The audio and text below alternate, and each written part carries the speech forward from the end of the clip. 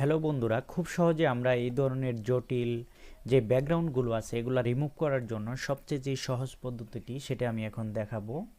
তো pen tool বা অন্যান্য লেয়ার মাস্কিংয়ের মাধ্যমে যেগুলো করা হয় সেগুলো কিন্তু খুব ভালো হয় না। তো এখন যেটা দেখাবো সবচেয়ে সহজ এবং খুব দ্রুত সময়ের মধ্যেই করা সম্ভব।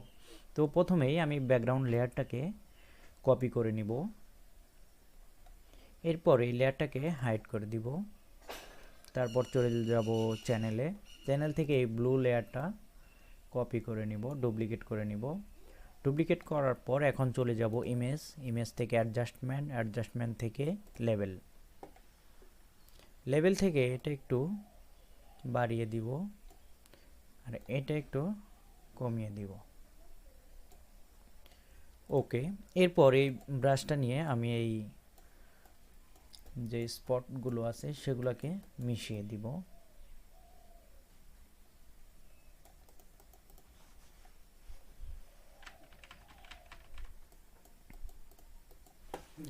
কাজ হয়ে গেছে।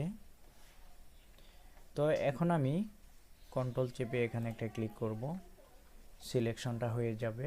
তারপর আরজিবিতে একটা ক্লিক করব, এরপর চলে যাব লেয়ারে।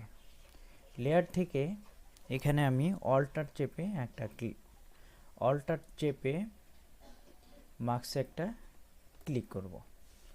এক ক্লিকেই অটোমেটিকলি এই ব্যাকগ্রাউন্ডটা কিন্তু রিমুভ হয়ে গেছে। চাইলে কিন্তু এই ব্যাকগ্রাউন্ডে আমরা অন্য কোনো আকাশ বা অন্য কোনো ব্যাকগ্রাউন্ড অ্যাড করতে পারি। আমরা কিন্তু চাইলে এটা অ্যাড করতে পারি। তো এর জন্য এই লেয়ারটা এতটুকু করে আমরা এটা পিছনে দিয়ে দিব, তাই কিন্তু হয়ে গেল। অনেক সুন্দরভাবে কিন্তু লেয়ার মাস্কটা হয়ে গেল। তোমরা চাইলেই কিন্তু খুব সহজে এইভাবে ব্যাকগ্রাউন্ড রিমুভ করতে পারো। সবাইকে ধন্যবাদ।